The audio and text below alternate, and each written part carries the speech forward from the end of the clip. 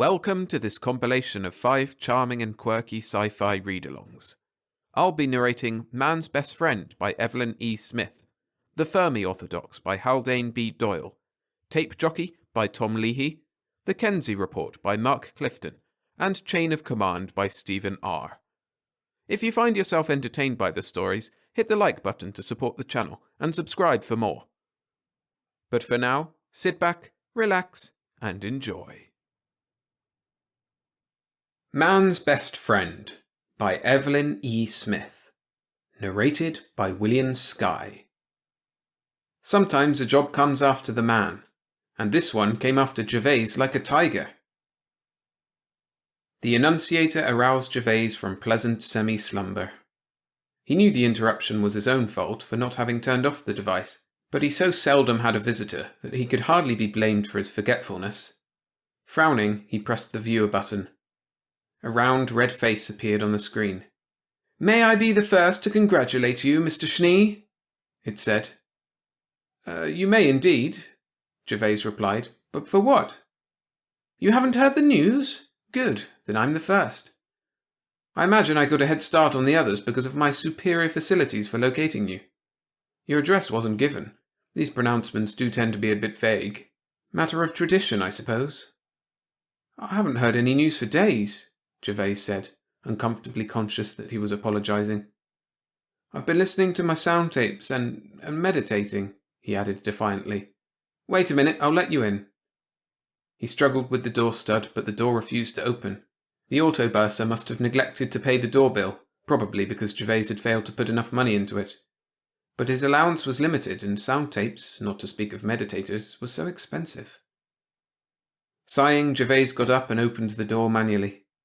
The individual outside was short and stout and dressed, unfortunately, in the uniform of an upper-echelon salesman. Gervais had been caught. Still, he reminded himself, no one could force him to buy anything. He was a free citizen. "Well, come in if you must," he said grudgingly. "I suppose the big news is that I'm the lucky householder to whom the little gem room expander will first be offered." "Nothing of the sort," the man replied indignantly. At this point, Gervais noticed with surprise that the other wore a jewelled merchant prince's badge. Apparently, this was one of those consumer reaction tests in which executives themselves participated to check on their employees. The man remembered to smile. "The prognosticator has just given its fortnightly prognostication. You, Mr. Schnee, are going to be our new ruler." He seized the young man's limp hand and shook it enthusiastically. "And I'm sure you'll be a splendid one, too." Gervais accepted a pale green cheroot from the dispenser. It shook in his lips. "And what's to become of the old ruler?" "You're scheduled to dispose of him some time this month. Now, Mr. Schnee," the man went on briskly, "allow me to introduce myself. I am Bedrich Floria, Vice President of the Floria Munitions and Container Corporation." He extracted a gleaming weapon from his briefcase and offered it to Gervais. The young man recoiled.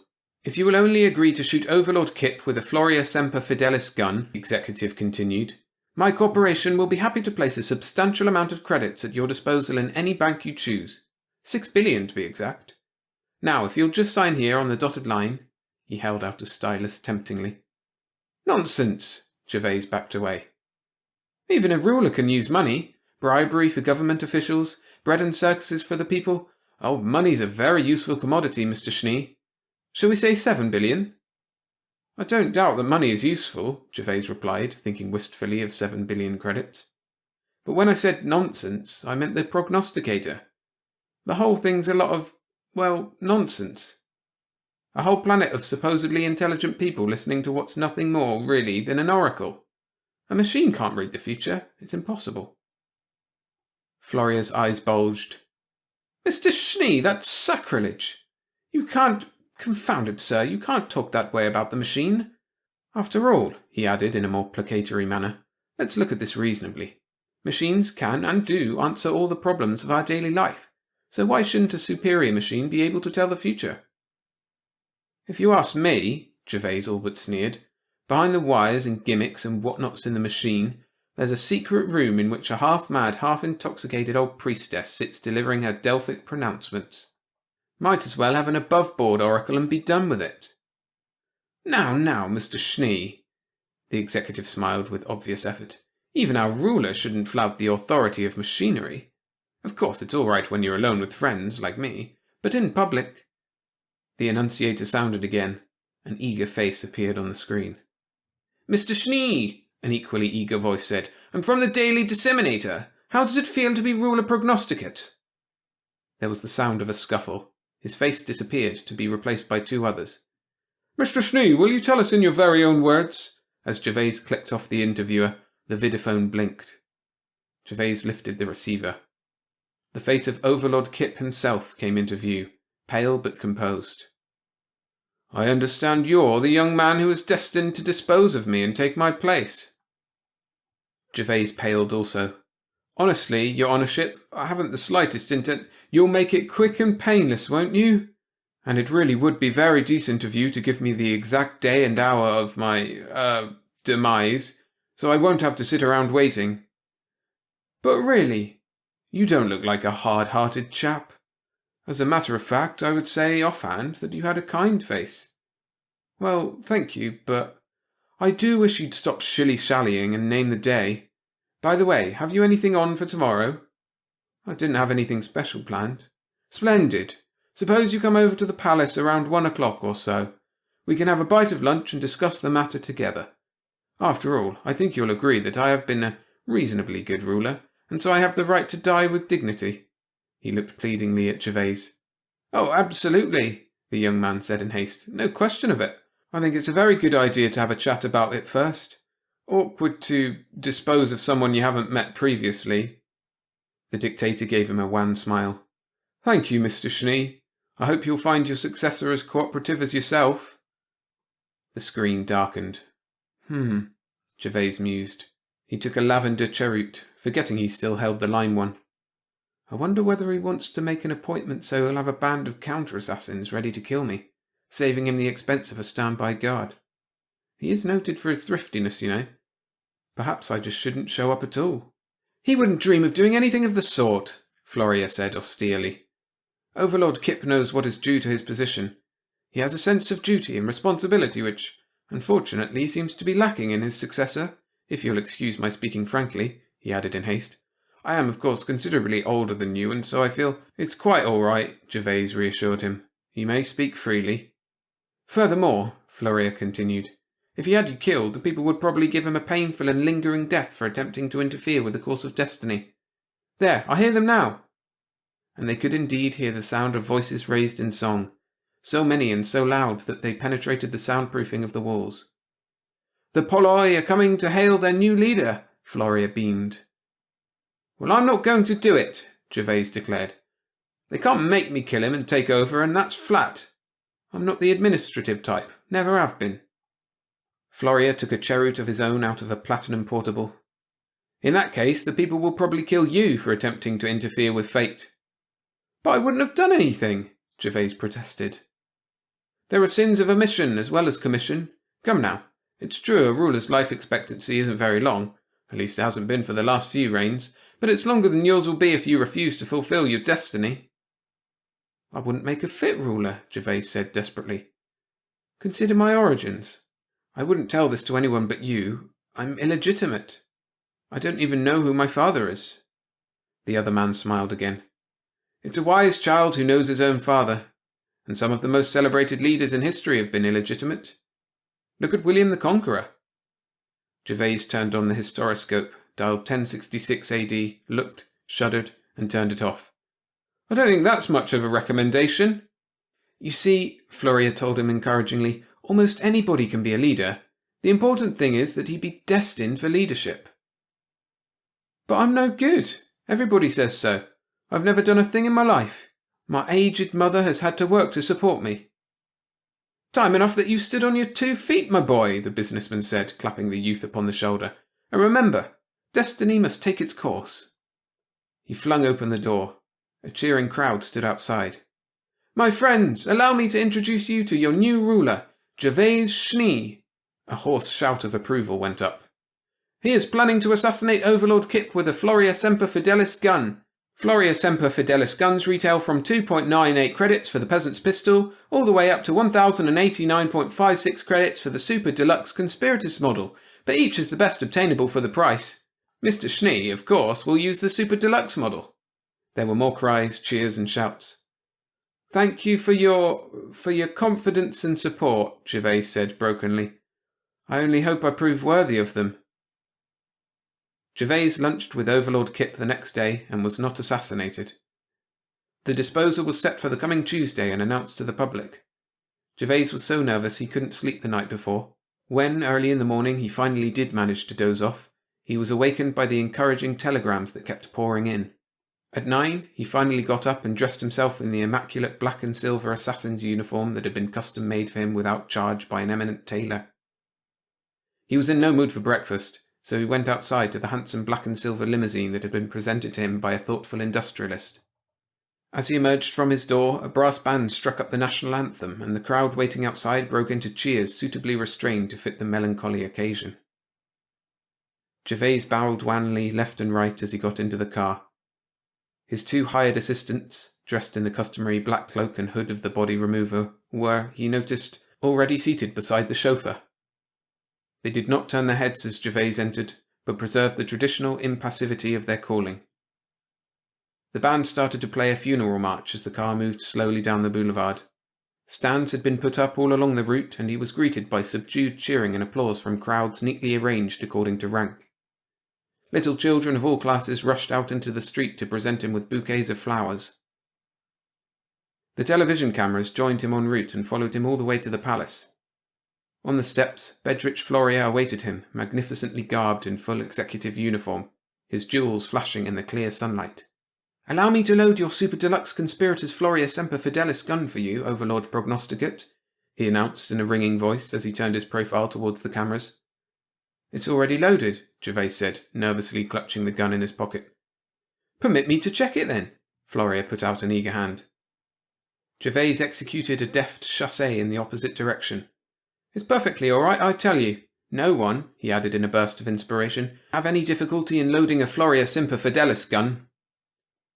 "That's right," the baffled munitions magnate admitted, falling back reluctantly. "Whether you buy the peasants or the conspirators model, both have the same smooth, free-loading mechanism." "Out of the way, executive," a cameraman said, unceremoniously sweeping Floria aside as Gervais paced into the palace, followed by his 2 black-robed henchmen, carrying an elaborate gold-mounted stretcher between them. "Candy, popcorn, hashish, yogurt," yelled a strident voice behind them. "Buy your refreshments here." Overlord Kip stood beside his desk, dressed in his finest uniform, which was, however, virtually invisible, it was so bedecked with glittering and sparkling medals and decorations. Gervais waited patiently while the soon-to-be-disposed-of ruler made a speech pointing out the numerous benefits and improvements his reign had brought to the people. It was rather a long speech, and Gervais's nose began to itch. He would have liked to scratch it, but the cameras were pointing directly at him. Life as ruler, he saw, was going to be a long series of similar repressions. He sighed. But what could he do? Nobody could go against the prognostications. Finally, the speech was finished. "Goodbye and good luck, Overlord Schnee," Kip said. He stood, waiting. Gervais fired. There was a loud report. Kip crumpled to the ground. Gervais held the Floria Semper Fidelis gun to the desk. "Everyone will now please leave," he ordered in calm but firm tones, "while the removers take over."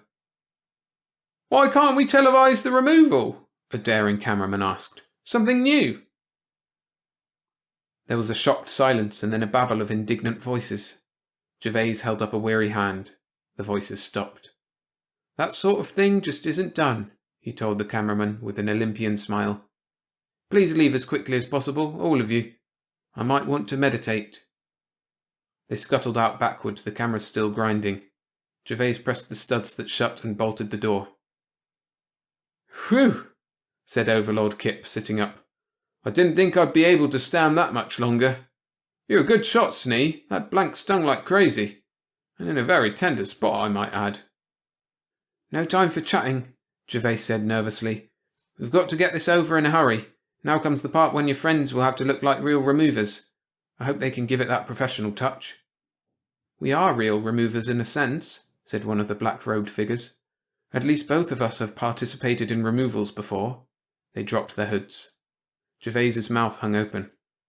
"Why, you're Overlord Morehouse," he said to one. "And I've seen pictures of you," he told the other. "You're the one that came before him, Shinnick. You died before I was born. That is, you were supposed to have died. Both of you were. Morehouse was supposed to have killed you." Ex-Overlord Shinnick smiled. "We're not precisely dead, only retired, you might say. In a way, anonymity is the same as death. And Overlords Morehouse and Kip," he bowed toward them, "both had kind hearts, like yourself. The prognosticator didn't say we had to be killed, just disposed of, as Kip undoubtedly pointed out to you in your little talk together." "Sorry I couldn't tell you the truth," Kip apologized as he dusted off his uniform. "But you might have changed your mind and given us away." "We formed a sort of little club of dead overlords," Shinnick elucidated. "After all, we're the only ones with whom we can associate safely. No danger of any one of us betraying the others." "We're looking forward to the day when you join us, Overlord Schnee," Morehouse put in eagerly. "Assuming that your successor is of as generous a nature as we, of course. Do you play bridge by any chance?" "You better hurry," Gervais worriedly changed the subject as he noticed the time on the wall chronometer. "If the four of us are discovered, the mob will tear us all to pieces." "Right you are," said ex-Overlord Shinnick. "Get on the stretcher, Kip. Bad enough we're going to have to carry you out, at least don't expect us to lift you up." Kip obediently assumed a recumbent posture. Shinnick and Morehouse covered him with a black cloth and were preparing to march out when Gervais recollected himself and halted them. "Wait a moment. You better take off those medals first, Kip. They come with the job." "Grave robber," said Kip, reluctantly sitting up on his catafalque and unfastening the jewelled decorations. When the little procession had left, Gervais pressed a stud on the desk marked Secretary. A panel in the wall opened and a timorous-looking man virtually fell into the room. Yes, your honourship?" "The prognosticator is right here in the palace, isn't it?" Gervais asked, in a tone that would have been authoritative if his voice hadn't cracked right in the middle of palace. Yes, your honourship." "Lead me to it immediately." Certainly, your honourship." As they left the room, Gervais picked the Floria Semper Fidelis gun off the desk. It was too valuable a piece of property to leave lying around. The palace was full of sticky-fingered civil servants. They passed through room after room containing bank after bank of computing machines, each more complicated in appearance than the last. Hordes of officials in the garb of hereditary scientist or technician bowed low as the new ruler passed. The machines, of course, operated and repaired themselves automatically. Nonetheless, they needed a good many attendants as befitted their exalted status. Gervais and his guide finally came to the room where the prognosticator itself was enshrined. The apartment was 20 stories high and 100 meters wide, but it was none too large for all the flashing lights and spinning dials and buzzing relays and levers and cables which jammed it. The hundreds of first-rank scientists who waited upon the machine stopped their task of dusting and polishing to greet the new usurper with deferent acclaim. "Leave me," he ordered, gesturing with the gun toward the door. "I will be alone with the prognosticator." "Certainly, your honourship, certainly. Your wishes are our commands." They backed out. "You too," Gervais told the secretary who had guided him. Yes, your honourship." The man skittered off. When they had all gone, Gervais approached a small, unobtrusive door marked "Danger, no admittance." Dust lay thick on the sill, for it was seldom opened. Gervais took a tiny, intricate piece of metal from his pocket and fitted it into the lock. Something inside clicked. The door swung open. Beyond, a narrow flight of steps spiraled downward. Gervais descended them unhesitatingly until he came to another small door. This one was simply marked "Private." He knocked on it. "Ah, go butter your earlobes," a cracked voice called from within. "Can't you read, you dumb cluck?" "It's me, Gervais," he pounded on the door with the butt of his gun. "Open up." The door swung open creakily. Through the gloom inside there could be dimly seen antique furnishings in a poor state of preservation, and a still more imperfect state of cleanliness. An outmodedly streamlined 20th century typewriting machine was set on a costly metal stand with one caster missing. The flaps of the table were open. One held a chipped teapot, the other a dusty crystal ball and a dog-eared pack of gypsy cards. Behind all this was a rare old psychoanalyst couch, ripped open here and there and showing the original stuffing. Reclining on the couch was an incredibly old woman wearing a quaint costume of a bygone era. Long scarlet silk skirt, yellow blouse, great golden hoops swinging in her ears. She was sipping something out of a teacup, but it didn't smell like tea, at least not like tea alone. The ancient reek of gin pervaded and overpowered the general mustiness. "Hello, son," the old woman said, waving the cup at Gervais. "About time you came to pay your old mother a visit," she cackled. "I kind of thought something like this would stir you up." "Mother," Gervais said reproachfully, "you know you shouldn't have done it." "What did I do?" she asked, assuming a ludicrous posture of innocence. "You fixed the prognostications, that's what you did. Although why you had to pick on me.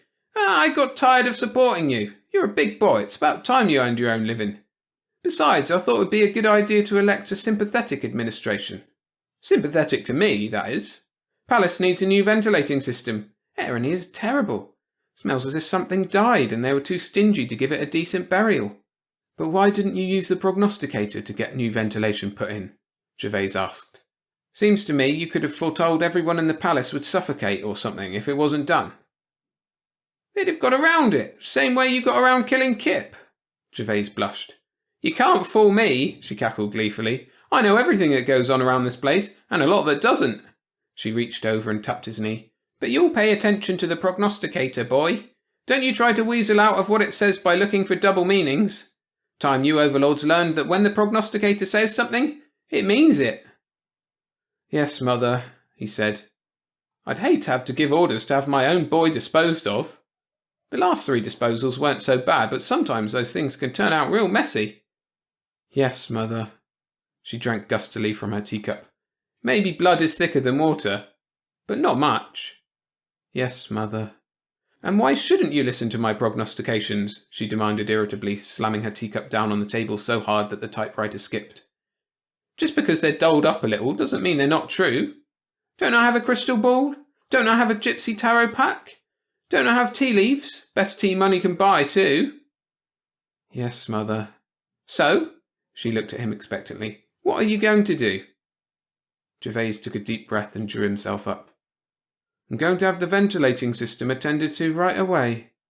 "That's my boy," she said fondly, draining another cup of tea and peering at the leaves. "I can see everything's going to work out fine.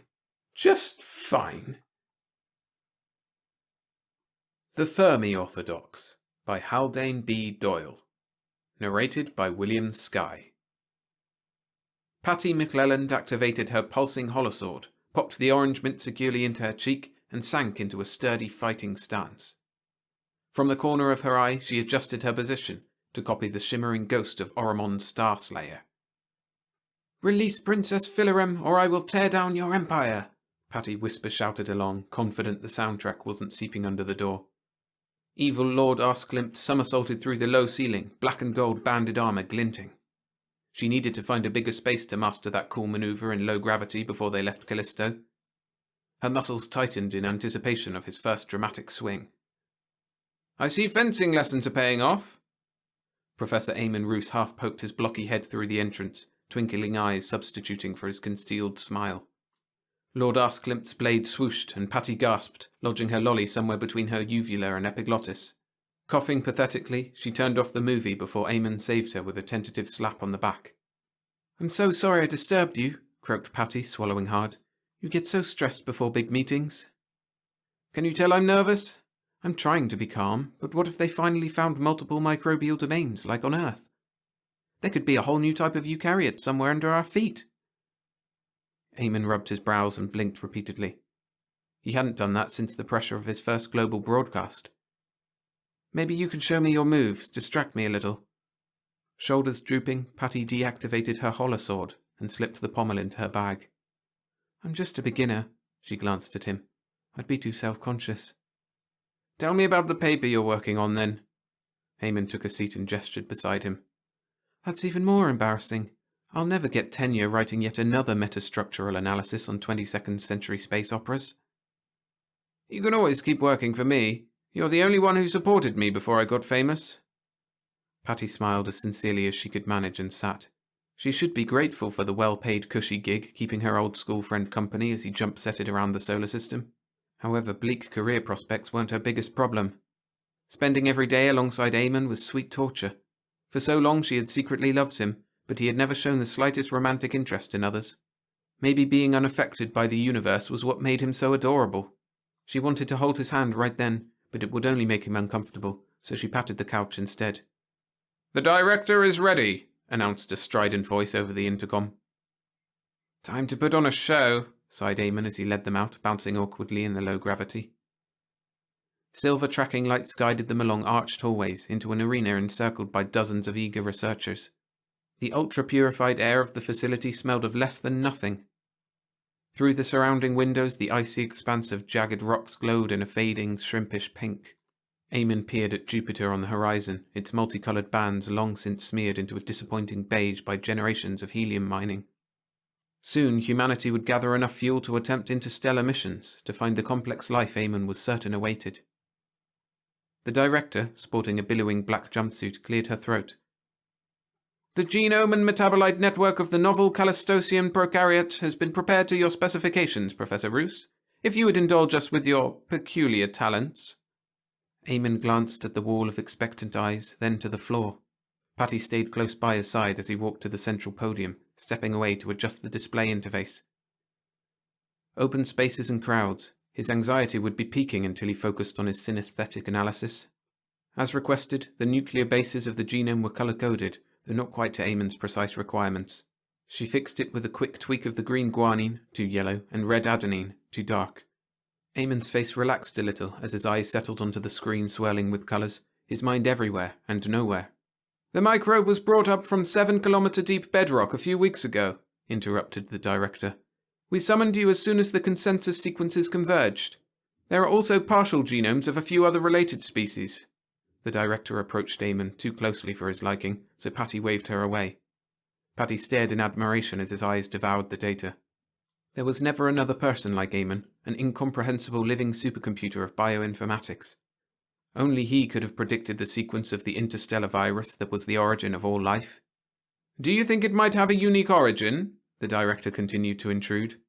"Initial analysis suggested deep divergence from the Venusian and Martian prokaryotes." After staring at the streaming data a while longer, Eamon covered his eyes to break the spell. Looking down, he slowly shook his head. "It's just another solitary cellularization of the primordial virus. Still, a noteworthy finding. This should help attract funding for your next base on Ganymede." The director sighed. "Each new prokaryote lineage excites the Academy less than the last. Are you sure it isn't novel? Perhaps, given your standing, you could put in a word." Eamon smiled weakly. "I appreciate seeing the data first, and will be sure to promote your work on my speaking circuit." Patty resented them using his celebrity for their own ends, but at least they had paid for the junket holiday. He continued lecturing, reconstructing the intermediate stages as the interstellar virus developed this particular cell membrane and chemosynthetic metabolism. When Eamon pointed out homologous sequences and genomic rearrangements by eye, the audience gasped to see his genius in real time. He then hurried through the data on several minor species, the disappointment in his face hardening with each new genome. Another single common ancestor. Another evolutionary dead end like every other warm, wet rock apart from Earth. Still, there had to be complex life somewhere else in the galaxy. The communicator in Patty's bag pulsed red, a top priority message. "I demand an urgent audience with Professor Eamon Roos within the next 4 hours. I have data on a newly sequenced organism that only his eyes can appreciate. Make me wait and be denied entry to my kingdom, or may be vaporized. I haven't decided yet. Your synthetically intelligent neighbour, the Ordinator. P.S. Tell a single soul and no human will ever learn my juicy secret." Patty dropped the communicator like it had licked her. The Ordinator was dangerous, a runaway AI that had claimed the moon for itself. It was Patty's job to shield Eamon from stress and exploitation. But if she hid the message from him, would he ever forgive her? She grew up after the robot wars, but had seen the horrors unleashed on screen every history lesson. They still lived through the constant barrage of mind-warping lunar transmissions, designed to be so compelling, horrifying, and baffling that humanity struggled to look away. As a teenager, her dreams had been haunted for months after one foolish glimpse of the never-ending unboxing video. Patty cautiously read the message again to make sure she wasn't losing her mind. Fielding a barrage of questions, Eamon glanced at Patty's panicked face and changed his tone to conclude the meeting. Her sense of dread intensified. His naive curiosity was unquenchable.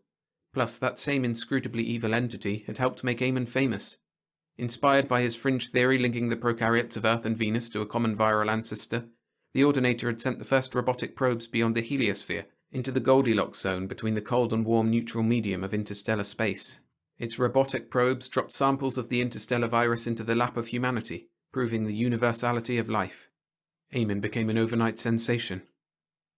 Patty slipped the communicator back into her bag and waited for Eamon to finish.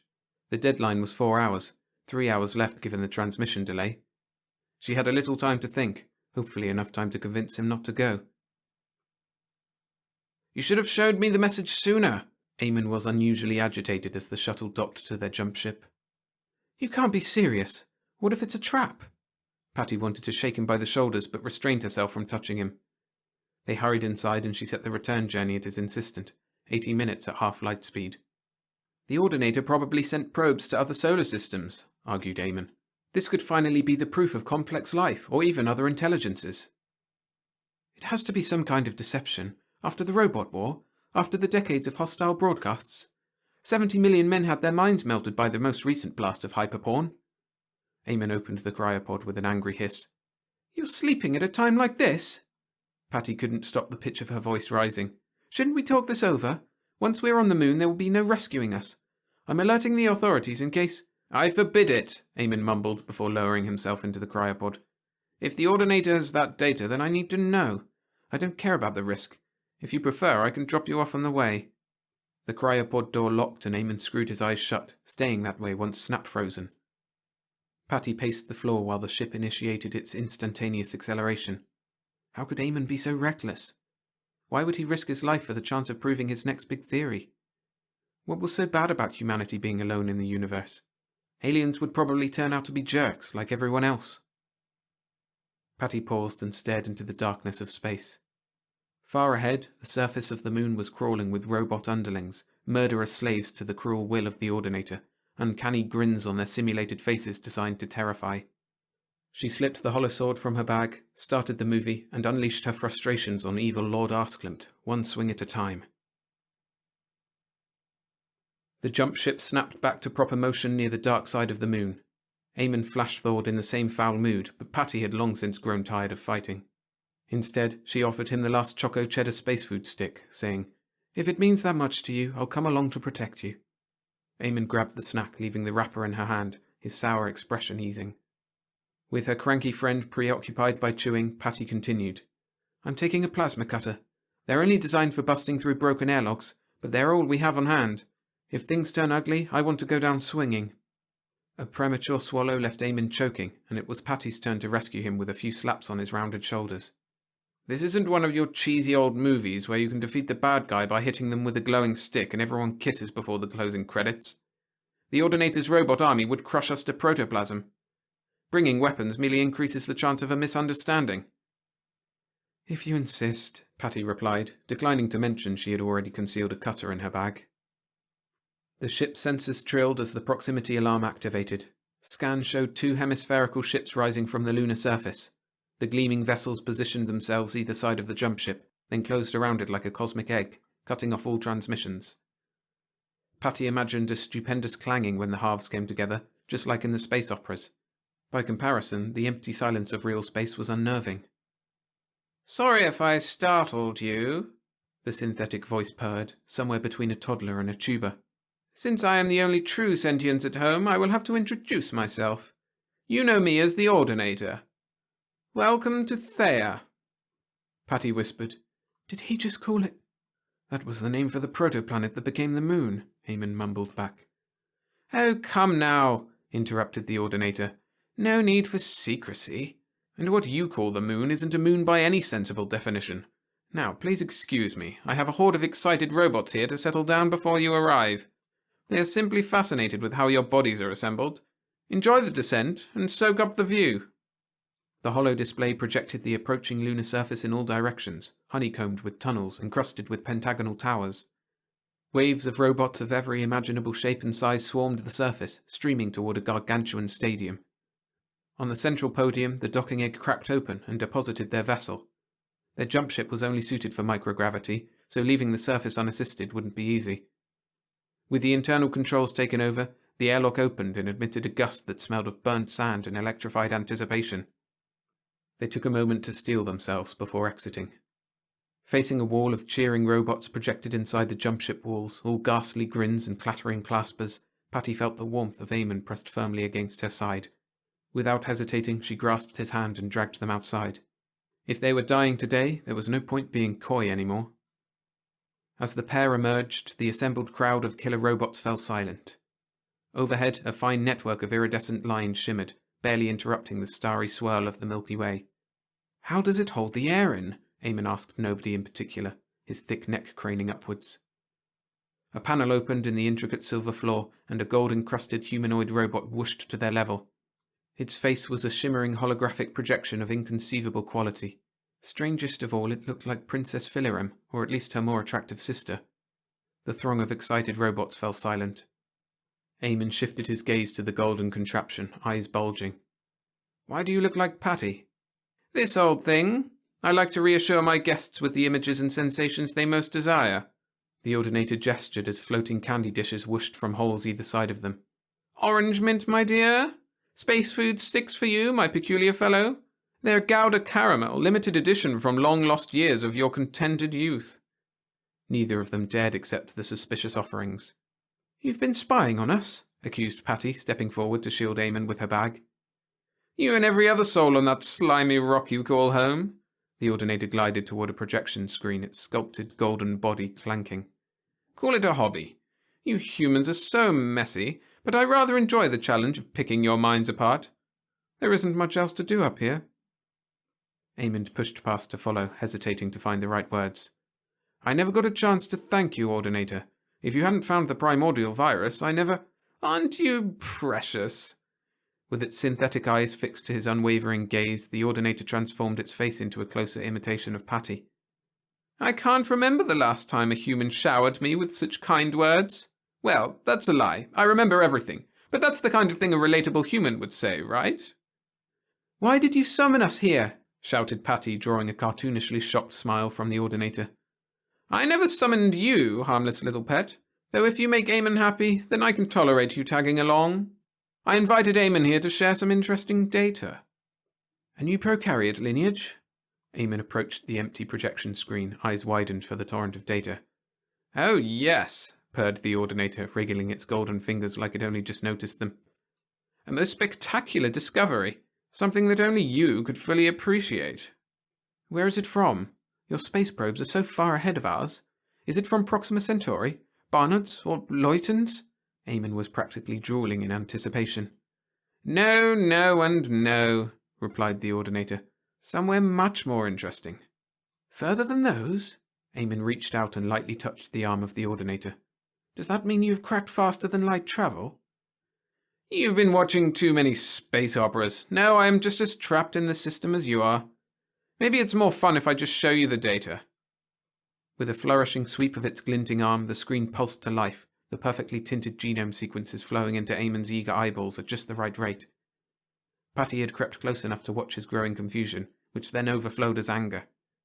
"This is just some weird Archaean prokaryote. You lured me here with ordinary Earth microbes." His heavy lips glistened with spittle. "You're so entertaining," the Ordinator chuckled like a wind chime. "Let me make sure I am watching closely for this part. The organism isn't from Earth." Eamon shook his head, rocking his whole body. "But where?" was all he could say. "Titan? Triton? Pluto?" "For a supposedly intelligent species, you humans are rather fond of guessing games. But no to all of those locations. It's from the heart of Theia itself." The Ordinator threw its hands in the air and the stadium roared with applause. Patty steadied Eamon as he staggered back, her arm pressed across his shoulders. How could this be? The moon had been inaccessible for centuries, but after Phobos, Deimos, and every asteroid came up empty, most scientists assumed Earth's moon was also barren. Eamon swallowed. "Were there any bacteria?" "None at all," said the Ordinator. "Only a few archaea in the layers warmed by the molten Theian core. I've known about the archaea for decades, but wanted to be certain about the bacterial domain. It's much harder work to prove the absence of a microorganism when you have an entire planet to burrow into. Now, maybe you have some theories on the significance of the result?" Eamon paced, hands clasped at his heart.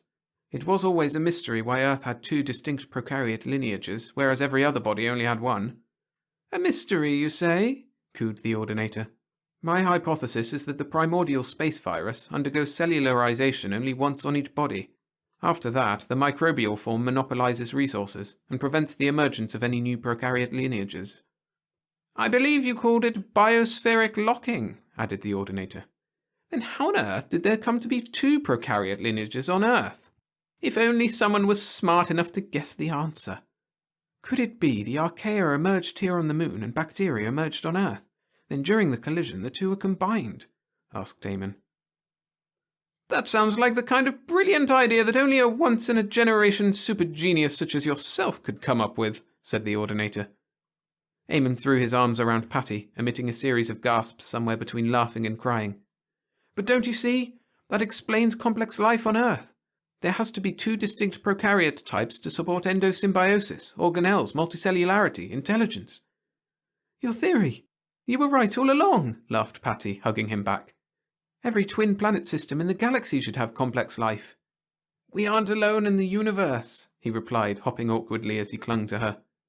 The stadium burst into synthetic cheering at their touching celebration.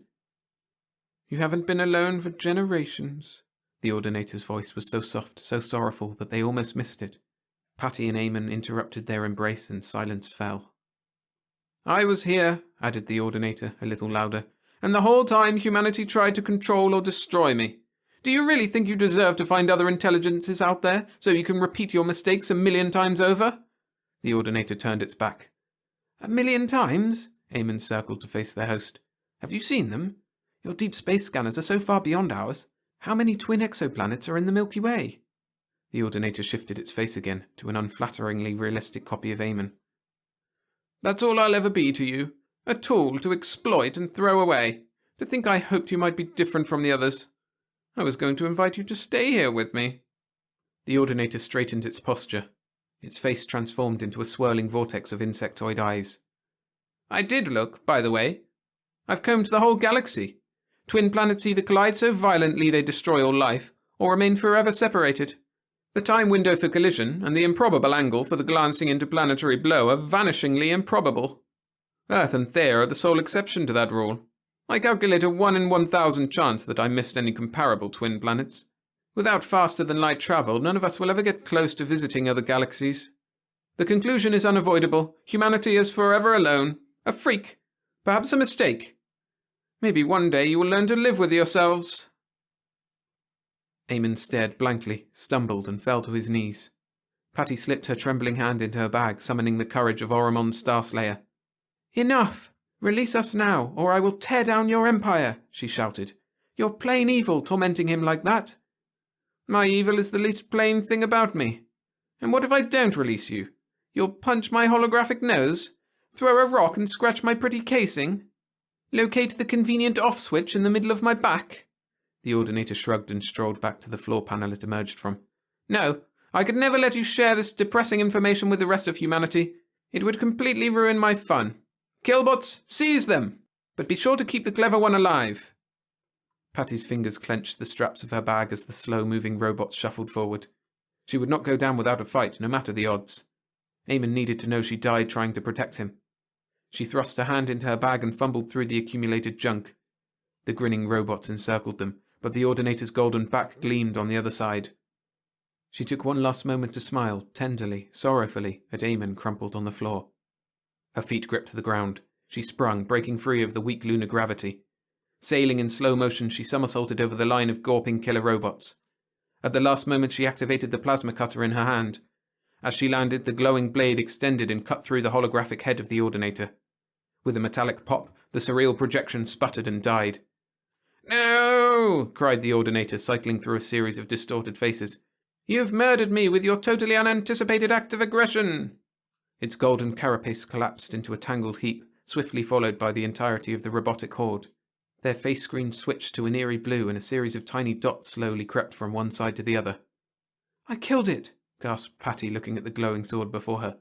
But how? In her shaking hand, instead of the plasma cutter, she gripped her practice holosword, a harmless child's toy. I don't think it's dead, said Eamon, struggling to his feet. Look, they are rebooting. We have to hurry. With her empty hand, Patty grabbed Eamon and pulled him toward their jump ship. We'll never be able to take off, he shouted. Unless you have a better idea, we have to try, she replied. They hurried inside, closed the airlock and strapped themselves in.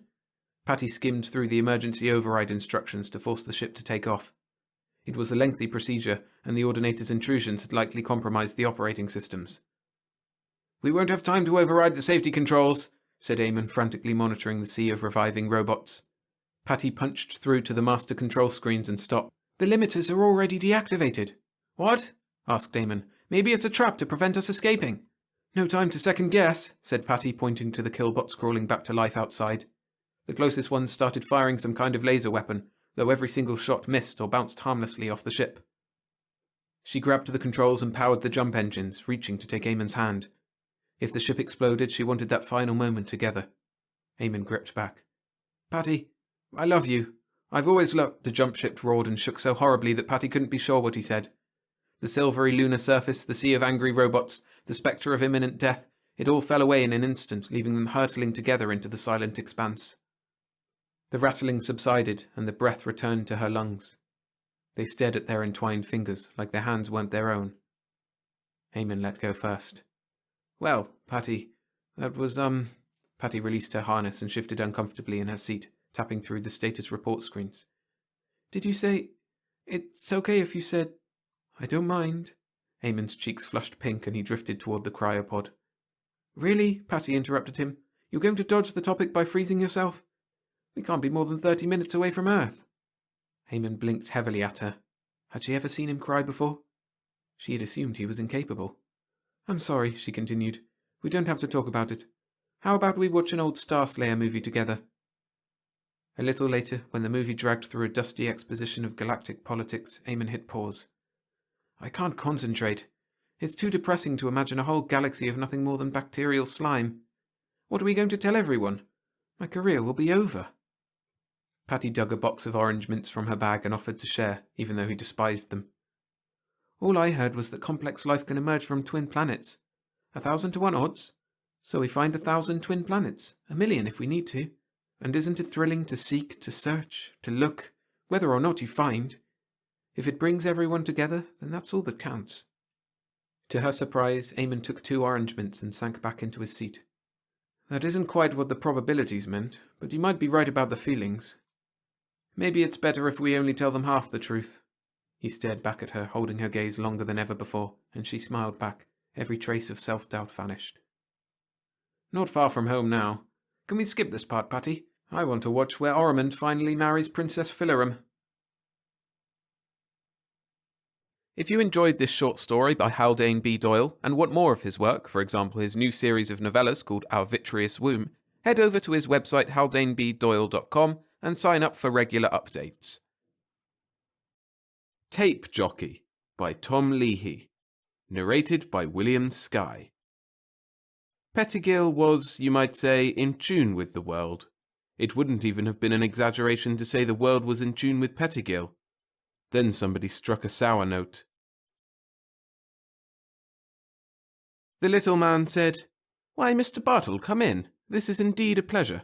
His pinched face was lighted with an enthusiastic smile. You know my name, so I suppose you know the bulletin sent me for a personality interview. The tall man who stood in the doorway said in a monotone as if it were a statement he had made 1,000 times, which he had. Oh, certainly, Mr. Bartle. I was informed by Section Secretary Andrews this morning. I must say I'm greatly honoured by this visit, too. Oh, heavens, here I am letting you stand in the doorway. Excuse my discourtesy, sir. Come in, come in, the little man said and bustled the bored Bartle into a great room.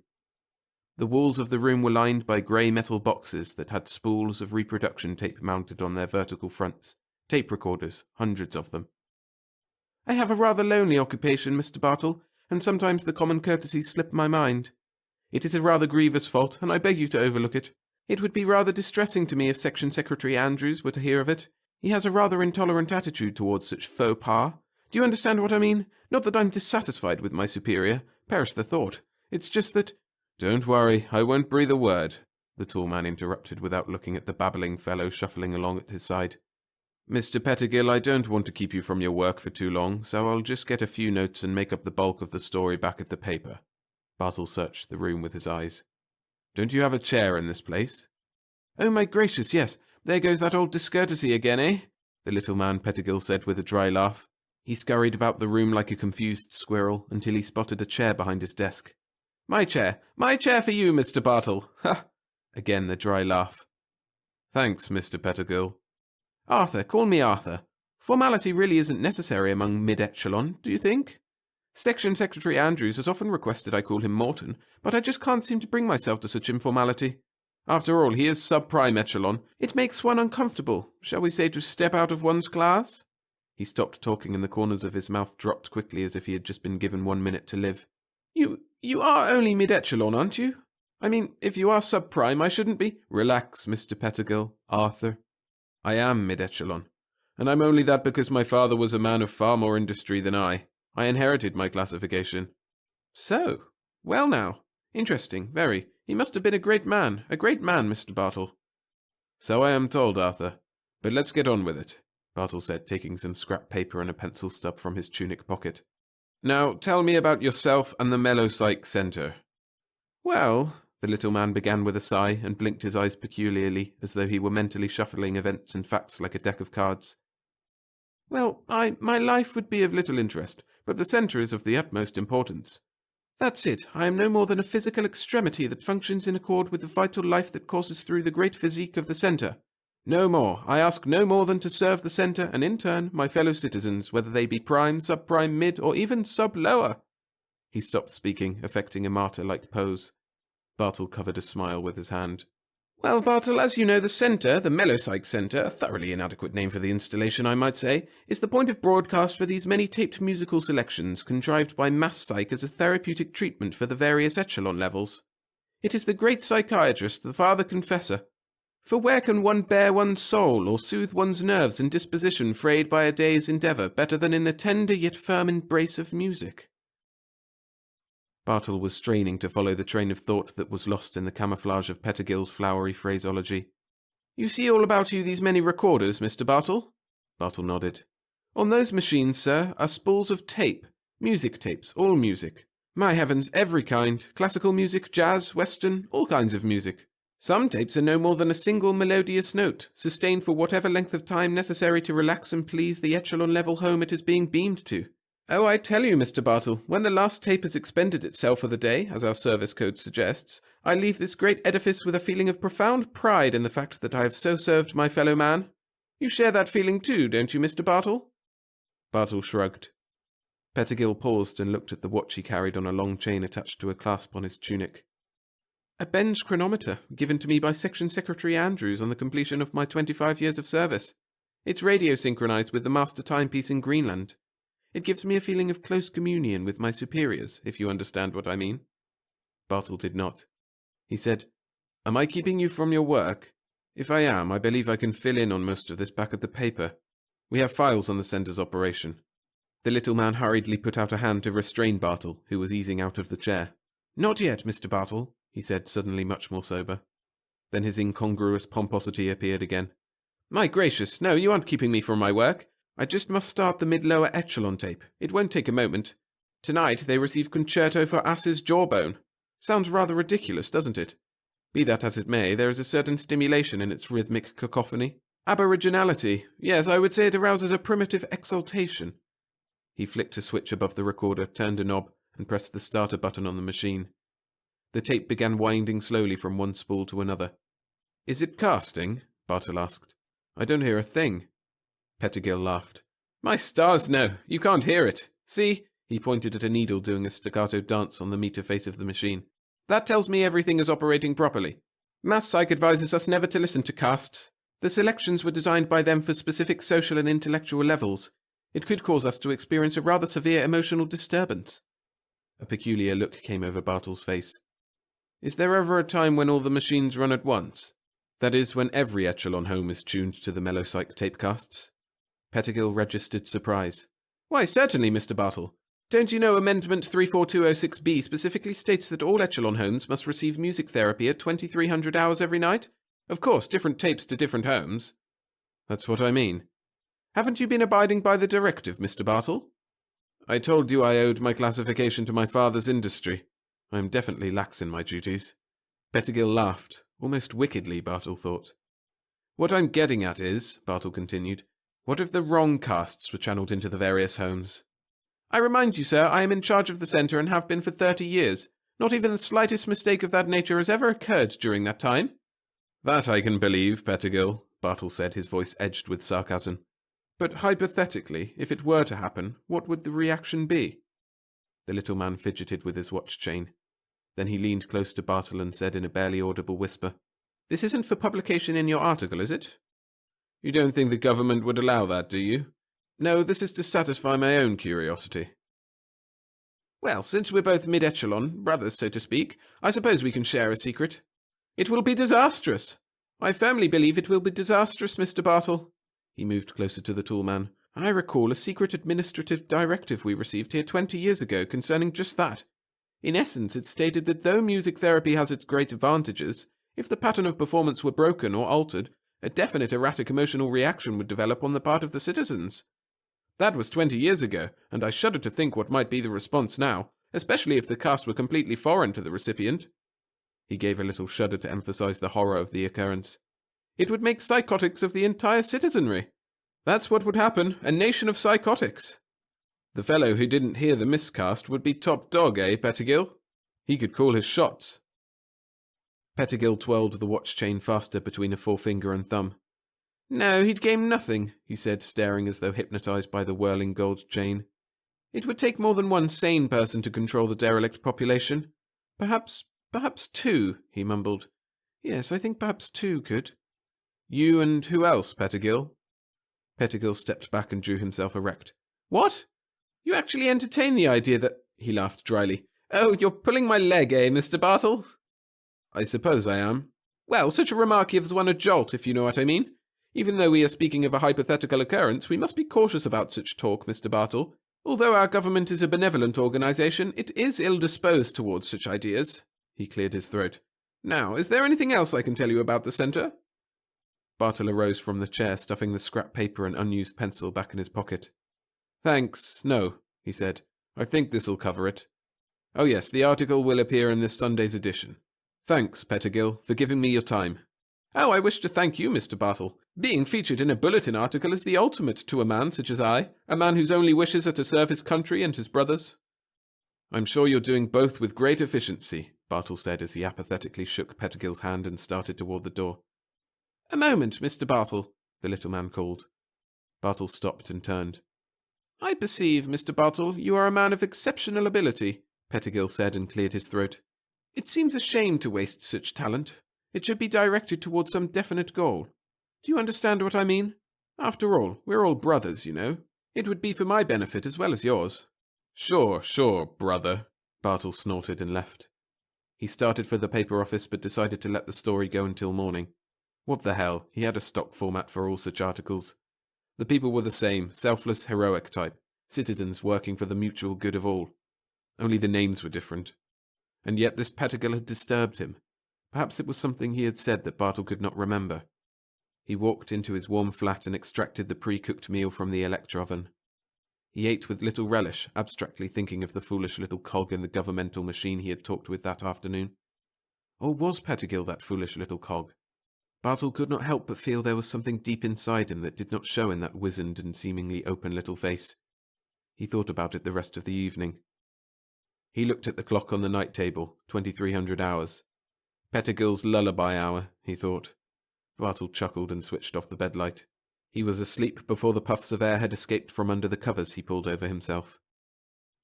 When the phone rang at 0300, Bartle was strangely not surprised, although consciously he was expecting no call. Hello? He said sleepily. Bartle, this is Pettigill. The voice was Pettigill's, but the nervous, timid quality was gone. I assume you did not hear the 2300 cast? You assume correctly, Pettigill. What do you want? Come on over to the centre. We'll split a fifth of former Section Secretary Andrew's scotch. What the hell do you mean? Were you serious about that therapy revolution we were talking about this afternoon? I'm always serious. So what? Excellent, Pettigill laughed. I've spent 30 years just waiting for such a man as you. No, I'm serious, my cynical friend. What position would you like in the new government? Let's see, why don't you make my descendants real peachy happy and make me, say, Administrator of Civilian Relations? That sounds big and important. Fine. Tell me, Bartle, how are your relations with psychotics? Bartle leaped to the floor. Instantly he recalled what Pettigill had said that had disturbed him. When they had been discussing the repercussions of a miscast, Pettigill had said it will be disastrous and not it would be disastrous. The devil had been planning just such a thing for God knows how long. How many of them, Pettigill? Bartle asked. A lot, Bartle, a lot, the little man answered. I would say 170 million. I might even say a nation of psychotics. He giggled again. A smile sliced through Bartle's sallow cheeks. My relations with them would be the best. Keep that scotch handy, Pettigill. I'll be right over. The Kenzie Report by Mark Clifton. Narrated by William Skye. If this story has a moral, it is leave well enough alone. Just look what happened to Kenzie mad about Aunt Mackenzie, who didn't.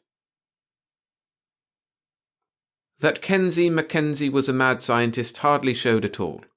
To see him ambling down the street in loose-jointed manner, with sandy hair uncombed, blue eyes looking vaguely beyond normal focus, you might think he was a young fellow dreaming over how his gal looked last night. It might never occur to you that he was thinking of ants. Of course, we fellows in the experimental lab all knew it, but Kenzie wasn't too hard to get along with. In fact, he could usually be counted on to pull us out of a technical hole. We put up with him through a certain fondness, maybe even a little pride. It gave us a harmless subject to talk about when security was too rigid on other things. Our department chief knew it, but Kenzie had solved quite a few knotty electronics problems. The chief never has been too particular to see credit get back to the guy who earned it. We guessed he figured having Kenzie there was profitable to him. In fact, the little redhead in payroll told me the chief was drawing quite a few bonus checks. Personnel probably didn't know about it. Kenzie's papers, buried deep in the files, wouldn't show it, because about the only question they had not asked us was, where do you stand on the matter of ants? There was an unwritten law in the lab for nobody ever to mention insects, or even elderly female relatives. I guess that was why it wasn't mentioned to the new guy, name of Robert Pringle. This fellow Pringle worked along for a couple weeks, and showed us he had the old know-how in his fingers. A capable tech, a good Joe, and we thought we were lucky to get him. On this particular morning, it happened that Pringle was working at the bench next to Kenzie. Being a talented tech, like the rest of us, his mind naturally ran along more than one channel at the same time. I expect he was really surprised at the reaction he got when he shouted out to the room at large. "Hey fellows," he yelled. "I got little green bugs on my roses. What do you do about it?" The silence made him look up from his work, and he couldn't help noticing we all stood there with clenched hands and gritted teeth. We were watching Kenzie, who snapped the juice off his soldering iron and pointed the iron at Pringle. "Those," said Kenzie in a hollow, impressive voice, "are aphids. If you will look closer, Pringle, you will see among them ants. The aphid is to the ant as the dairy cow is to the human. Those ants are aphid herders, carefully tending and milking their flock." "Here we go again," moaned one of the fellows across the lab. "The ants are a highly intelligent life form," Kenzie went on. "I would explain it to you in detail, but I am in the middle of a problem at this moment." "Thank heaven for that," another tech ground out the words. "Suffice it to say," Kenzie ignored all interruptions, "man would well occupy himself trying to communicate with them." The chief came to the doorway of his little office down at the end of the lab. He looked us all over patiently and knowingly. "Now give him your syllogism, Kenzie," he said quietly, "so we can all get back to work." "You may reflect on this, Pringle," Kenzie stated and waved his soldering iron in the air. 1. Man wants to communicate with intelligent life from other planets or the stars. 2. We know from observation the ants communicate with one another.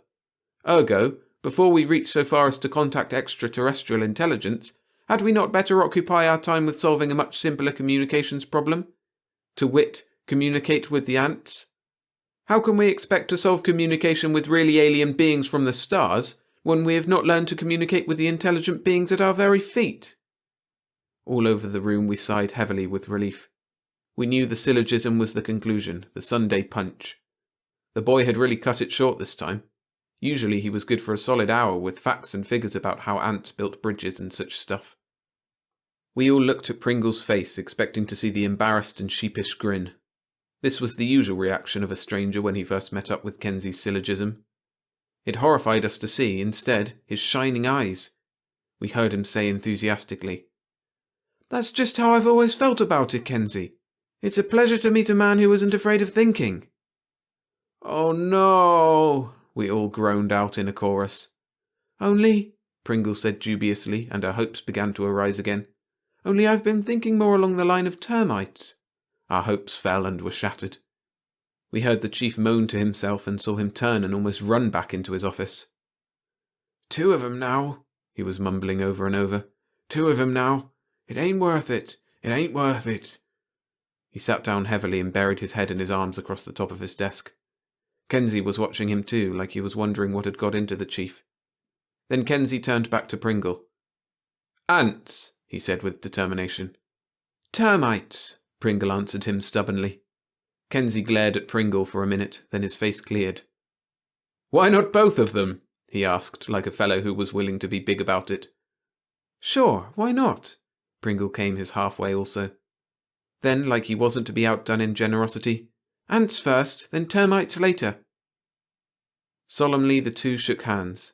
They went back to their work at the bench, and there was an aura of understanding and accord at that end of the room thick enough to be felt. "I hope you insect lovers will be very happy together," the grid expert mumbled to their backs. The rest of us also settled back into our varied jobs and problems. But we worked as if we momentarily expected an earthquake to rock us. Our hands were not quite steady. Our eyes were not firm and piercing. We almost held our breaths. For a wonder, we agreed with the chief. "Two of 'em now." The days passed and nothing more was said. More than ever now we enforced the taboo on insects. We didn't mention trees or wood or even the conditional subjunctive. Wood sounded like wood. Wood might bring up the thought of termites. We could see the chief was weighing the advantages of keeping them against the risks of upsetting the department constantly. As we expected, greed won. We knew he would not risk giving up the prestige and extra bonuses he got for Kenzie's work. And he knew he had to keep those discoveries coming, because our management has a short memory of what a guy has done in the past. The chief even let Kenzie have Pringle as his own personal tech. It served two purposes. It isolated them from the rest of us. It made Kenzie happy. I will say for the lads, they spent most of their time on company problems at first. But gradually, on one corner of Kenzie's bench, a gadget began to take shape. The two of them worked on it when there were no urgent, frantic, must-be-out-today-without-fail problems to be solved first. None of us could figure out the purpose of the mechanism. We knew if we couldn't figure it out, the chief couldn't. But we could practically see him rub his hands in glee when he thought of the extra bonus he might get for this new gadget. Of course, the chief wasn't a complete slouch as an electronics engineer, but it was a long time since he did his study, and he had grown hazy by spending too many years as an administrator. The word got around that for hours at a time after we had gone home, the chief would stand at Kenzie's bench. The way we reasoned it, he figured he ought to know something about the gadget when he took it into old Rockjaw and palmed it off as his latest discovery. We also reasoned that since we couldn't figure it, the chief must have been an awfully troubled man. Obviously it had something to do with microwave transmission and reception. There was the usual high-frequency condenser, the magnetron tubes, the tuning cavities. All company stock, of course. But then none of us ever worried about cost. That was the chief's problem. He didn't worry much about it either, except at budget time. Then there were screams of anguish from the front office over experimental requisitions. Every year old Rockjaw promised to fire us all if we didn't cut costs, but in a couple of weeks we always forgot about it. Trouble was, the chief had been getting edgy about costs lately, so we knew it was about time for the annual budget battle. Significantly, he didn't say a word to Kenzie about the gadget. As luck would have it, I was working late one night on a special permit. My bench is over in a wing of the lab, and I guess the chief forgot I was around. I saw a very pretty scene. The chief had built up a habit of staying late so he could stand and study over the Kenzie gadget. He never touched it, though. He knew enough not to bother anything, because we all knew how bitter Kenzie was when anybody touched his things. The chief was standing there this evening when the general manager, old Rockjaw, was showing some important personages through the plant after hours. They came through the lab door and I saw scrambled eggs and fruit salad shining all over bulging uniforms. There was also one little Gizik in a pinstriped suit. Old Rockjaw was talking, as usual. "And it is from this room, gentlemen," he was saying, "that some of those revolutionary discoveries emanate." Then he caught sight of the chief, who had hastily picked up a cold soldering iron and was tentatively touching a random point on the new mechanism. "Ah!" old Rockjaw exclaimed with satisfaction. "Here is our chief scientist now. Still at work. He watches no clock, gentlemen. He knows no time. His whole life is wrapped up in his research." The chief didn't look around, but bent closer to the soldering point. He looked like he hoped they would limit their inspection to a cursory lookabout and then retire. I hoped they would too. I didn't want them to see me. But old Rockjaw, in more of a blowhard mood even than usual, couldn't let well enough alone. He came up close to the chief and looked over his shoulder at the mechanism. He was even more ignorant than the chief, so I knew he wouldn't recognize any of it. "Don't let us disturb you, Alfred," he breathed in a hushed voice. "But could you tell the gentleman what you are working on now?" He cleared his throat importantly and said, "I might add that everyone here has been security cleared, Alfred, so you may speak freely."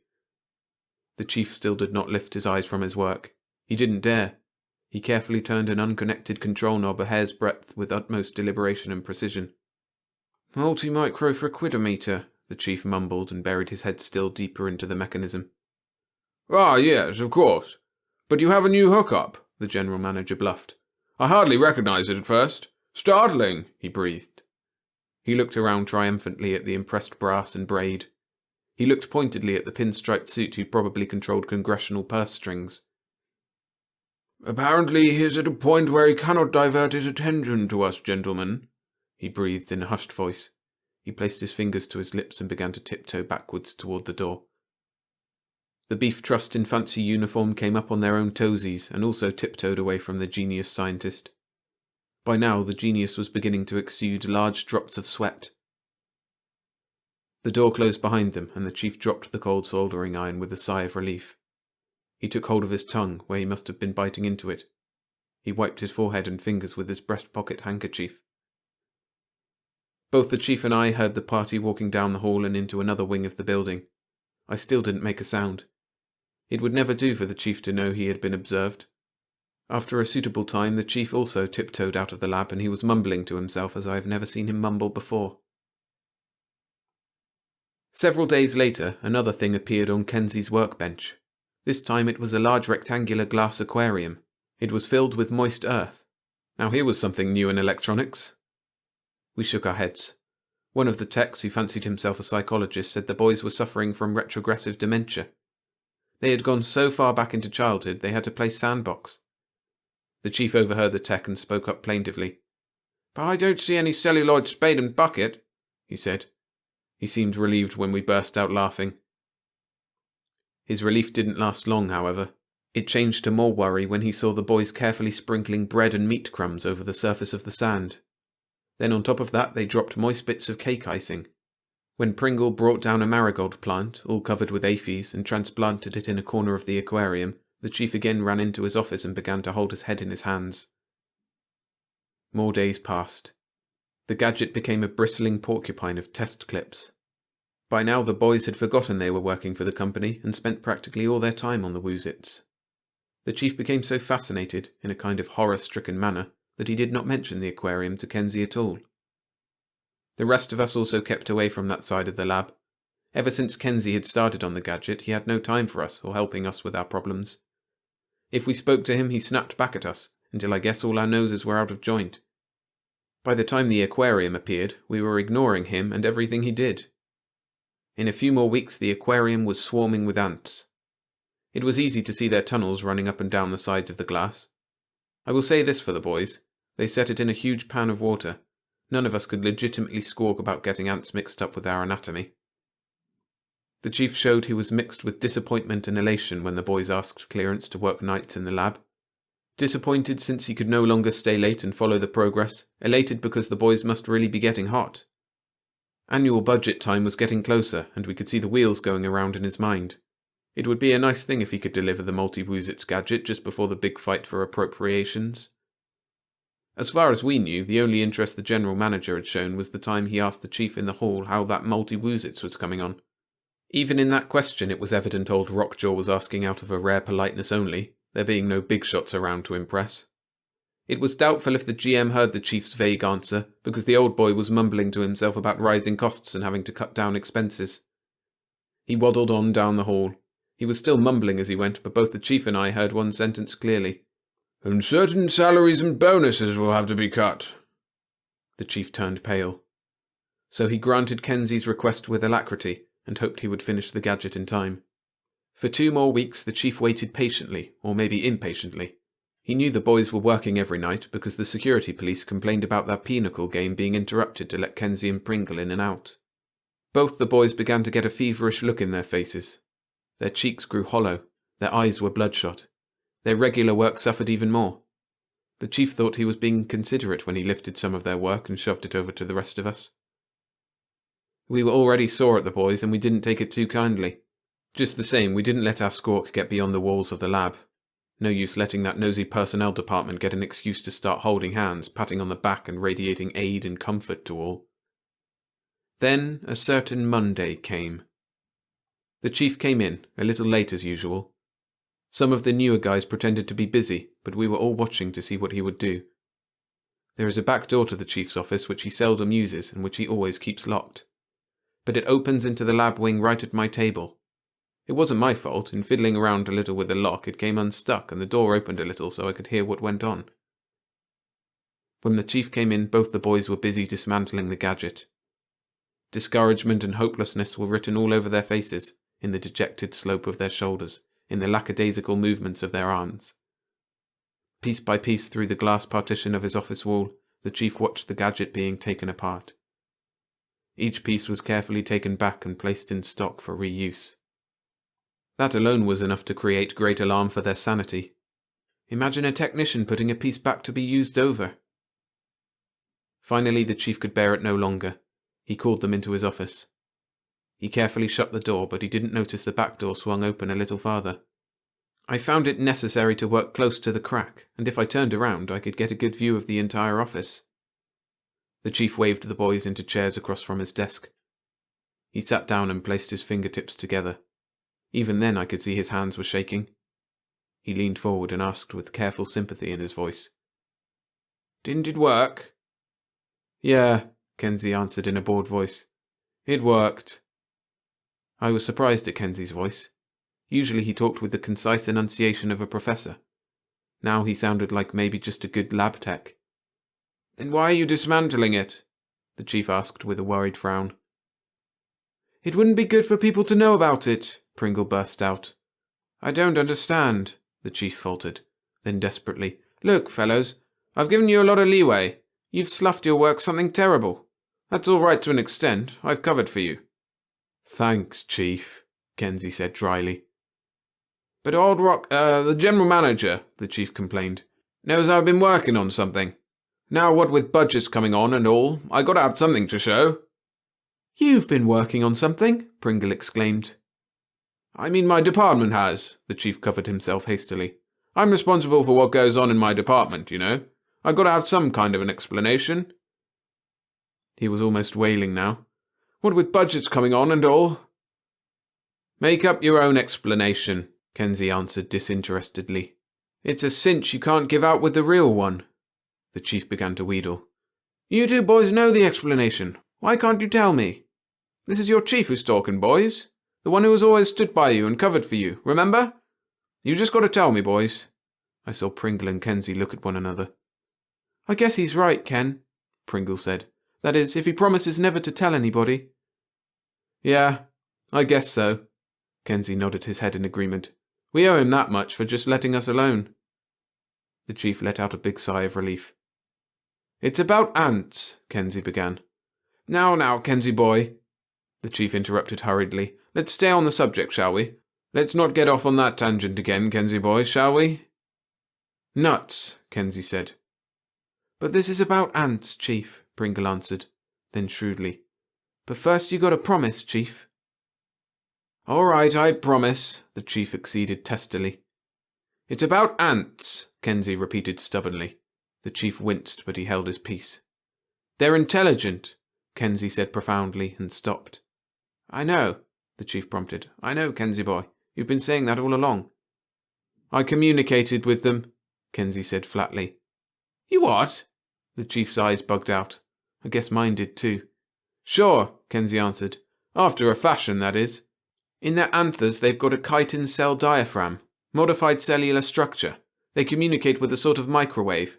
Roughly, you might say it generates and radiates like our brainwave. Roughly, very roughly. This chitin diaphragm picks up the microwaves like our ears pick up sound. Roughly, that is. But that's wonderful, the chief glowed. It didn't take much imagination to see him in the general manager's office explaining how his multi-Woodsits gadget worked. Maybe nothing immediately commercial about it, but when the publicity office got hold of it, man, it would mean plenty of free publicity for the company. And how old Rockjaw loved free publicity. We tuned in on them, Kenzie was saying.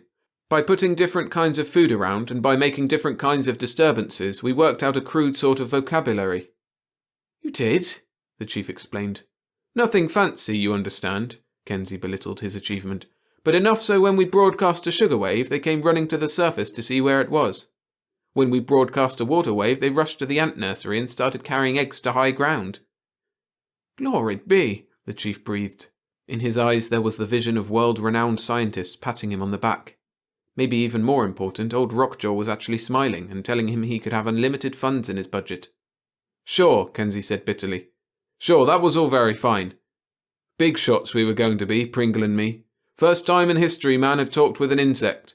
Maybe even get our pictures in the paper, same as if we'd murdered somebody. Fame! Yeah, Pringle chimed in. First step in learning how to communicate with an alien mind. Nuts! I don't get it, the chief stammered. What's wrong with that? Well, we went on perfecting the vocabulary, Kenzie said. You know, finding it down.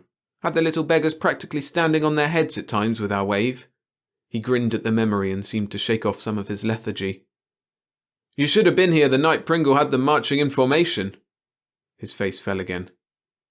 We kept on improving the gadget, he said with hangdog attitude. We still hadn't made direct communication, you understand. Nothing like, how do you do, Mrs. Ant? This is Kenzie Mackenzie, human talking. Then he sneered at his memory. With our microwave we could make them do things, but hell, you can make them run out of the ground by pouring water down their hole. That's not communication. We couldn't seem to contact them direct, make them know we were communicating. But you still, the chief said. He had visions of every home using a gadget to broadcast keep-away signals to ant pests. Our gadget was still crude at that point, Kenzie interrupted. We fined it down more and more. That's when we began to pick up the star static. Star static? The chief faltered. He wouldn't know about that, Pringle said, and I could detect contempt in his voice even if the chief didn't. Sure he would, Kenzie corrected. Everybody knows about the 50 or so stars that send out continuous radio signals, and how we've been trying for years to unscramble them. Why, certainly, the chief said, so positively I knew he hadn't heard of it before. Anyway, Kenzie said, the more we worked out the vocabulary code, the more the star signals began to fit right into it. So we decided to break up the thing and forget all about ants. Honest, Chief, you'll never hear me mention the word again. Termites either, Pringle chimed in. But I still don't understand, the chief complained. It still all sounds marvellous, I just don't understand. Draw him a picture, Pringle said disgustedly. Okay, Kenzie acceded. How many years would you say ants have been on Earth, Chief? Oh, I don't know, the chief answered. Quite a few, I'd say. Yeah, Kenzie said dryly. Quite a few. At least 1 million. Unchanged. A perfect life form with a perfect civilization. So perfect, nature hasn't seen any need to change them for 1 million years. So what? The chief asked. They're nothing. We come along and make them do nip-ups.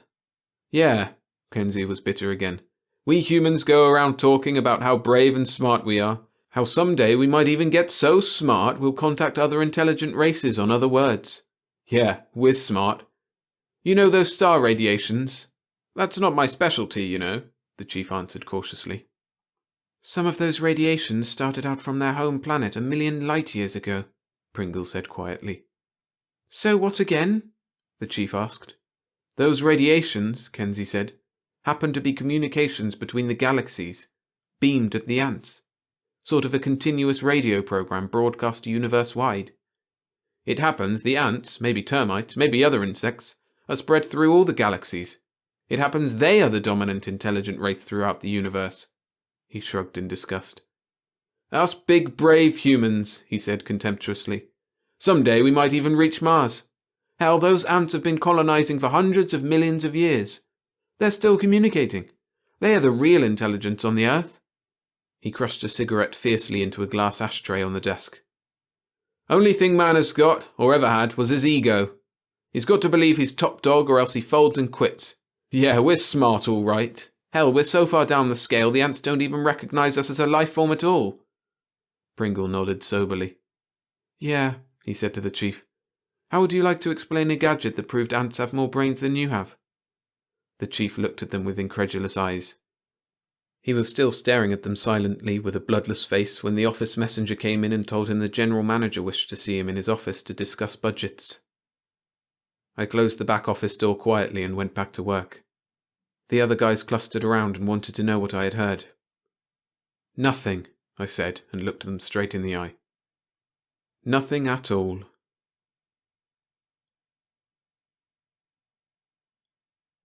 Enjoying the stories? Don't forget to hit the like button to support the channel. Thanks. Chain of Command by Stephen R. Narrated by William Skye. By going through channels, George worked up from the woodwork to the top brass. George, Clara said with restrained fury, the least you could do is ask him. Are you a mouse or a worm? Well, I have gone out there and moved it every night, George protested, trying to reason with her without success. Yes, and every morning he puts it back. George, so long as that trap is outside of our front door, I can never have a moment's peace worrying about the children. I won't go on like this. You must go out and talk some sense into him about removing it at once. I don't know, George said weakly. They might not be happy to find out about us. Well, our being here is their own fault, remember that, Clara snorted. They deliberately exposed your great-great-grandfather Michael to hard radiations. George, she continued fervidly, all you have to do is go out and ask him. I'm sure he'll agree, and then we'll have this menace removed from our lives. I simply cannot go on like this another minute. That, George knew, was a misstatement. She could go on like this for hours. He stared at her unhappily. Yes, dear, he mumbled finally. Well, maybe tomorrow. No, George, she said firmly. Now! This morning, the very moment he comes in. He looked at her silently, feeling harried and unsure of himself. After living here so long, they'd observed and learned human customs and speech. They'd even adopted human names. George, she pleaded, just ask him. Reason with him. Point out to him that he's just wasting his time. She paused, added, You're intelligent. You can think of the right things to say. Oh, all right, he said wearily. But once he had said it, he felt better. At least he would get it over with, one way or another. As soon as he heard the swish-swish of the broom outside his home, he got up and walked out of the front door. He saw that the trap was still off to one side, where he had pushed it the night before. Hello, he shouted. Swish, swish, swish went the broom, busily moving dust from one part of the room to another. Swish, swish, swish. The man looked tremendous from so close a view, yet George knew that he was just a little bent old man, a small specimen of the species. George took a deep breath. Hello, he bellowed with all his strength. The janitor stopped swish-swishing and looked around the room suspiciously. Hello, George shrieked. His throat felt raw. The janitor looked down and saw the mouse. Hello yourself, he said. He was an ignorant old man, and when he saw the mouse shouting hello at him, he assumed right away that it was a mouse shouting hello to him. The trap, the mouse bellowed. Stop shouting, the janitor cried, annoyed. He liked to think as he worked, and he hated loud noises. What about the trap? My wife doesn't want you to put it by the front door anymore, George said, still speaking loudly so that the janitor could hear, but at least not bellowing so that it tore his throat. She's afraid it might hurt the children. Will it hurt the children? The janitor demanded. No, George replied. They know all about traps, but my wife still wants it removed. Sorry, the janitor said, but my orders are to put a trap by every mouse hole. This is an atomic plant and they don't want mice. They do too, George said defiantly. They brought my great-great-grandfather Michael here themselves and exposed him to hard radiations. Otherwise I wouldn't be here. I can't help it, the janitor snaps. I have to obey orders. What will I tell my wife? George shouted. That stopped the janitor. He had a wife of his own. I guess I can take it up with the supervisor, he finally said. All right, George shouted. Thanks. The janitor picked up the trap and moved it over to the front door. He watched, interested, as George promptly pushed it several inches along the wall. Then he turned and busily swish-swished more dust around the room. Well, what did he say? Clara asked George as soon as he came back into the house. Said he'd take it up with the supervisor, George said, settling down in an armchair. George, she ordered, you get up this instant and make sure that he really does. Look, George pleaded, he said he would. He may have been lying, Clara said promptly. You go right up to the supervisor's room and see.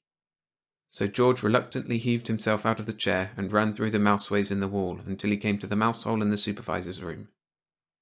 At that moment, the janitor came in and the supervisor looked up, annoyed. He was a fat man with stubble on his cheek, and he walked with a waddle. There's a mouse in room 112 who doesn't want a trap by his front door, the janitor said simply. You're crazy, the supervisor said. The janitor shrugged. What should I tell him? He asked. Tell him to come up here and speak to me himself, the supervisor said, feeling very clever. I'm right here, George cried, stepping out of the mouse hole and neatly sidestepping the mousetrap beside it. There he is now, the janitor said, pointing. My God, whispered the supervisor, who'd had some education. A hallucination. No, a mouse, the old janitor corrected. My wife wants the trap removed, George patiently explained. She's worried the children might blunder into it. Do you see him too? The supervisor asked the janitor incredulously, still whispering. Sure, the janitor replied. He's the one I was telling you about, from room 112. The supervisor stood up unsteadily. I don't feel very well, he said in a weak voice. I think that I'd better talk this over with the administrative officer. It's a policy matter. You come along too, he said hastily to the janitor, who had turned to leave. I'll need all the support I can get. He waddled out, followed by the janitor. What should I tell my wife? George shouted, but they didn't answer. So he went down and told his wife that they were discussing it with the administrative officer. And, as anyone could have guessed, a short time later he pushed his head out of the mouse hole in the administrative office. He was a bit late, just in time to see the door close on the supervisor and the janitor. So he shouted, Hello! As loud as he could. The administrative officer looked down and saw him right away. He was a thin, pale man with tired eyes. Go away, he said spiritlessly. I've just told 2 people that you don't exist. But my wife wants that trap removed. It's dangerous for the children, George complained. The administrative officer almost shouted to hell with George's children, but basically he was a decent man, even if an overworked one, and he caught himself in time. I'm sorry, he said sincerely, picking up some letters that he had already read, but we've got to leave the traps.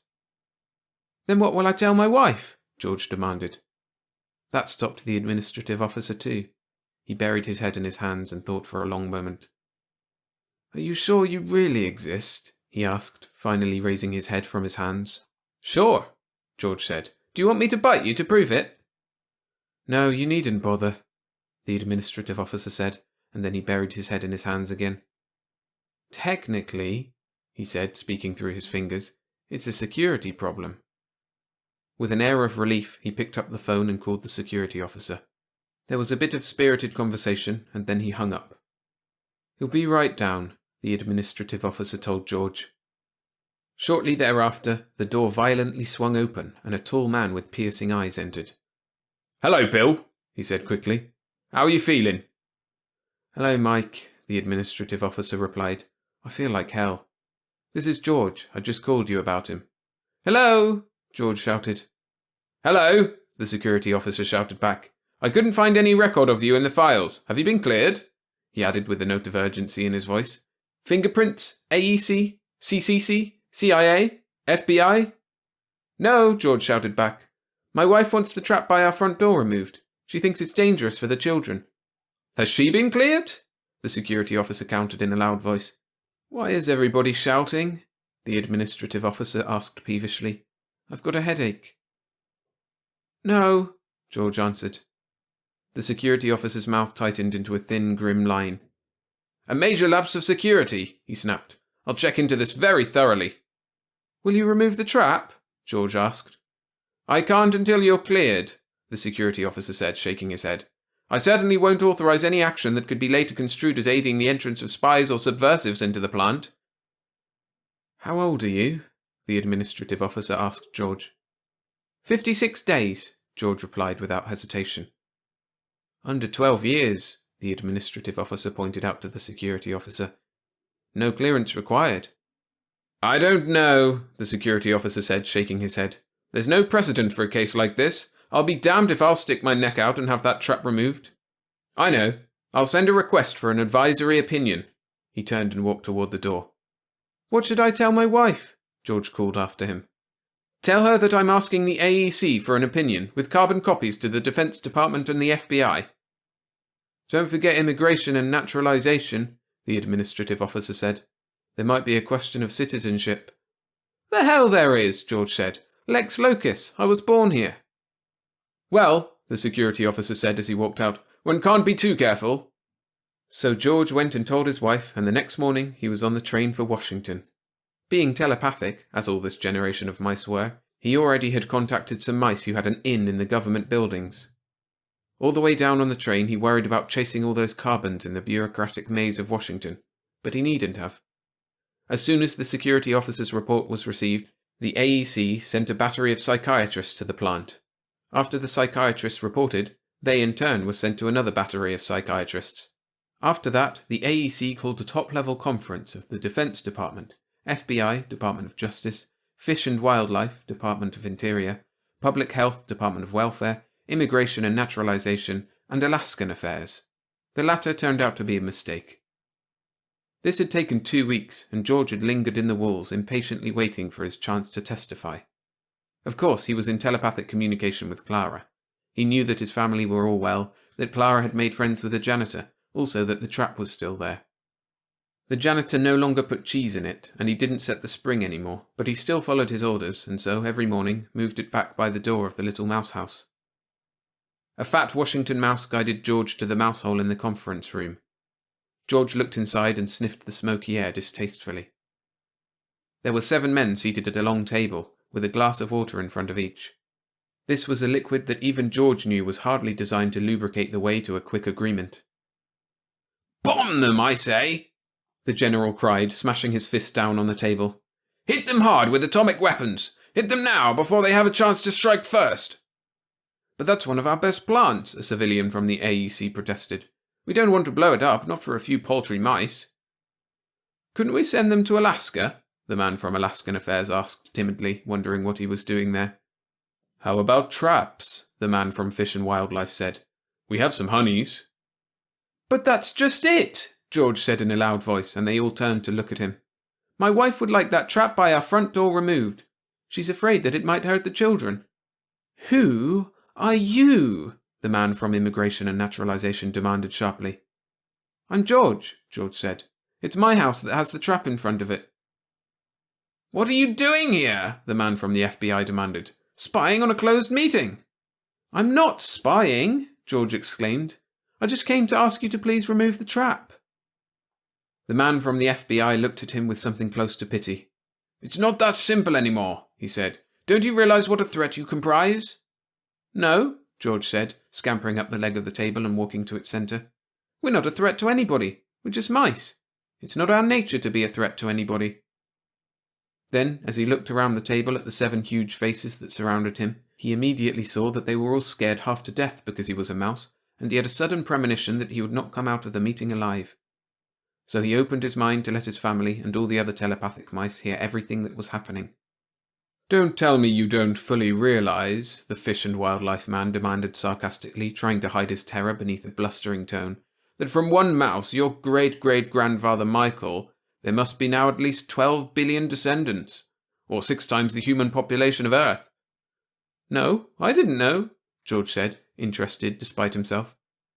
"Don't tell me it never occurred to you," the man from the FBI said, shaking a finger at him, while George could see that he kept the other hand on the revolver in his pocket, "that you mice have access to and could destroy every secret file we have."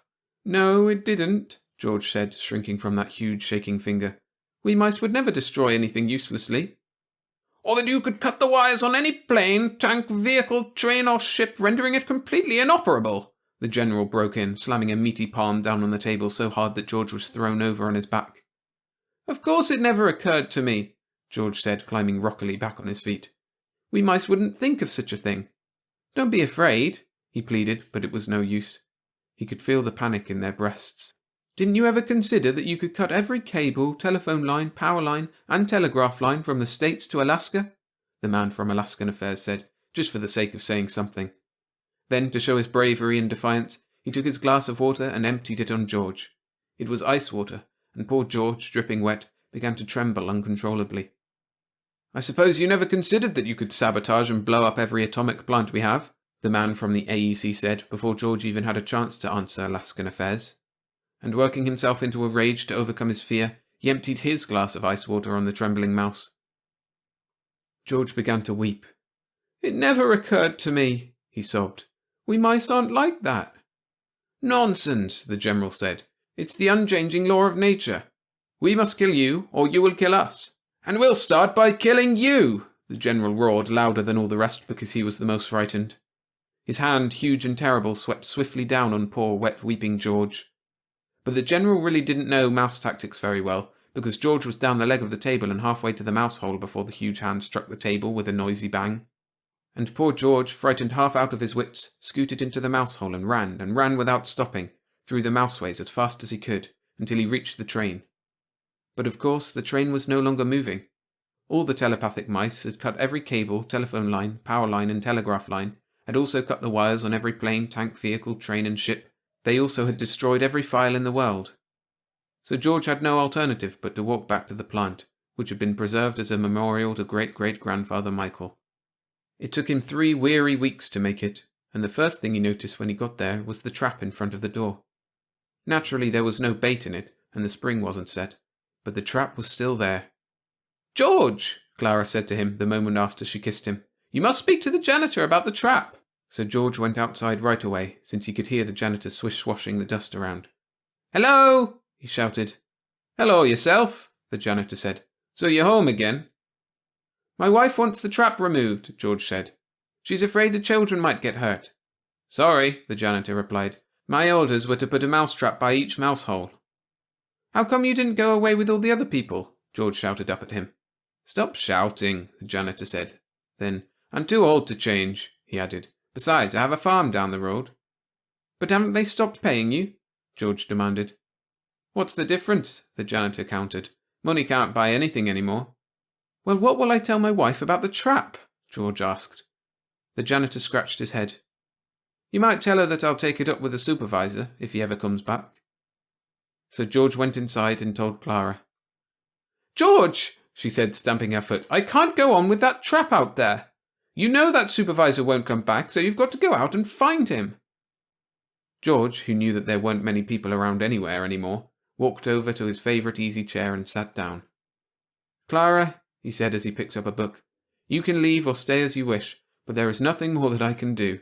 I've wasted a full month over that trap without accomplishing a single thing, and I'm not going to start that business all over again." Thanks for listening. If you enjoyed this compilation, subscribe to the channel. I've got dozens of short stories like these already published, and plenty more on the way. And right now you can listen to the 5 Weird and Wonderful Sci-Fi Stories compilation by clicking the video appearing on screen.